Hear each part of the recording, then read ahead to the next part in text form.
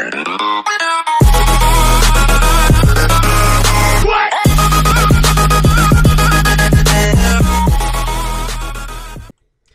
up, guys? Swag Nation here. Today we're going to be reacting to Cry Rage Children's Playground. The link to this original video is going to be down below in the description.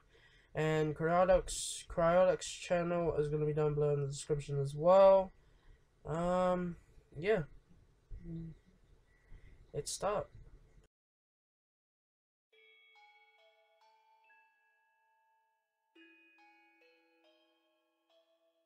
Children's Playground.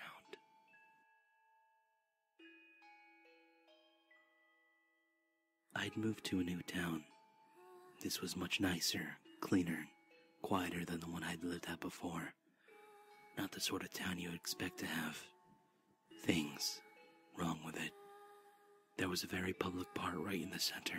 It housed rows upon rows of swings, slides infested with snake-like tunnels that weaved in and around the playground, providing a maze for children to lose themselves in their games. There was even a functioning merry-go-round which seemed to always be slightly turning, inviting the children to hitch a ride on its platform of twirls.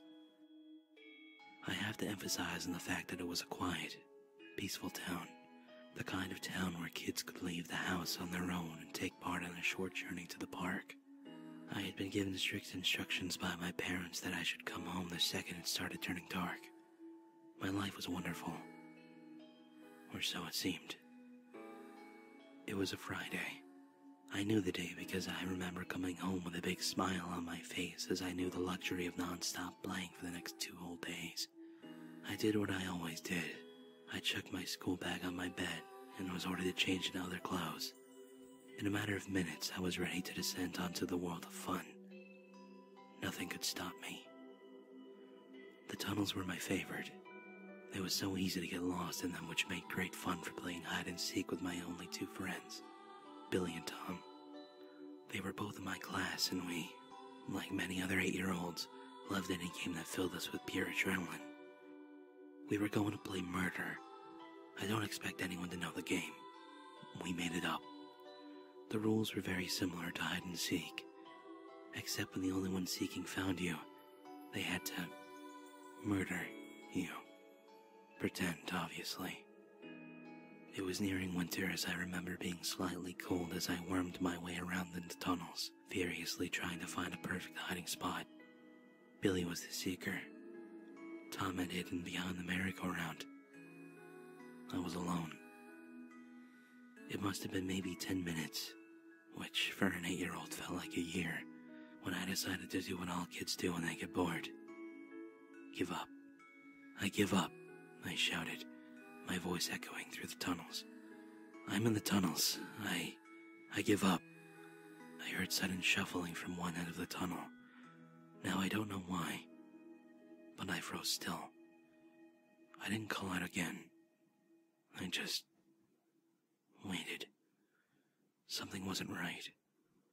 Billy would always say something before coming in after someone in the tunnel. He'd always congratulate them on being the last to be found, or for cheating by hiding in the endless maze of tunnels. As I stood frozen, the shuffling grew louder.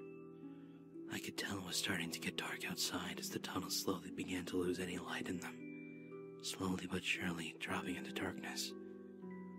I began to slowly shuffle backwards. The shuffling ahead of me grew louder, as if something way too big for the tunnel was trying to navigate around. Come out. It's time to go home now. A very creepy voice echoed through the tunnels. It sounded like when a grown man tries to talk to small children, talking slightly higher pitched. This was definitely wrong. I probably would have come out if the voice was outside. But it wasn't. It was inside the tunnels. Why would an adult crawl inside? As I was shuffling further and further back, the voice of an old man appeared in the darkness ahead of me. Patches of hair on his head and a definite look of someone who hadn't showered in the last week. I couldn't see what he was wearing, but I knew it was tattered old clothes. He had a sharp, scraggly beard which was peppered with dirt. The second we made eye contact, he just smiled at me, revealing his filthy, unbrushed teeth which had blotches of brown and black covering them entirely. I panicked, turned around and began shuffling on all fours as fast as I could. The shuffling behind me grew louder and quicker. He was chasing me.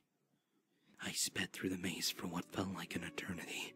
I stopped when my legs refused to move anymore.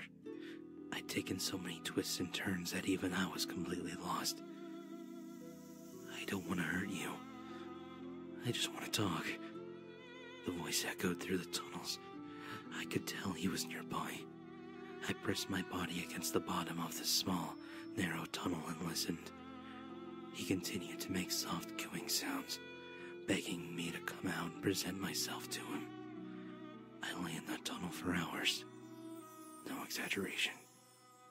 Even after I heard him curse to himself and angrily force his way out of the tunnel, I continued to wait. Thoughts raced my mind of me coming out of the tunnel only to be met by that same smile that once greeted me. In the darkness of the tunnel, I could make out blue flashing lights on the outside. I heard frantic voices calling 3 names repeatedly. Billy, Tom, Michael. When I heard my name, my heart slowly began to calm. My parents had come. I easily shuffled out of the tunnels due to the wet dirt scrapings along the walls of the tunnel, the way the man must have gone. Outside, I was greeted by several police cars, lights flashing. There were groups of adults with concerned looks on the faces. I recognized 2 of them. My parents. Mom. Dad. I wailed, crying as I ran towards them. They began crying and ran towards me, lifting me off the ground and hugging me so tightly it felt as though I was being slowly crushed. Sorry guys to pause you there. If you guys want, today is not a very good weather, but sorry, this story is pretty interesting. I know you guys want to hear more, but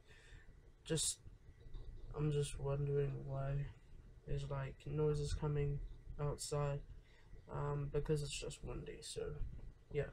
But let's go back to the video. Rushed. Billy and Tom were taken that evening. They were later found hidden in a nearby skip, mutilated. They had been brutally massacred. Their skulls had been caved in with a large iron bar, and their bodies had deep cuts everywhere. Large pieces of glass found buried in their backs. What gives me chills to the fucking bone is that the wet dirt I saw in the tunnels wasn't entirely dirt. It was Billy and Tom's blood.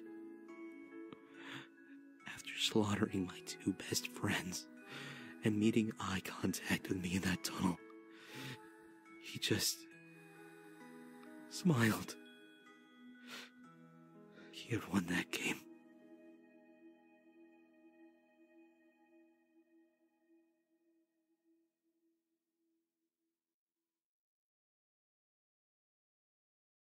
Well guys, that's the end of the video.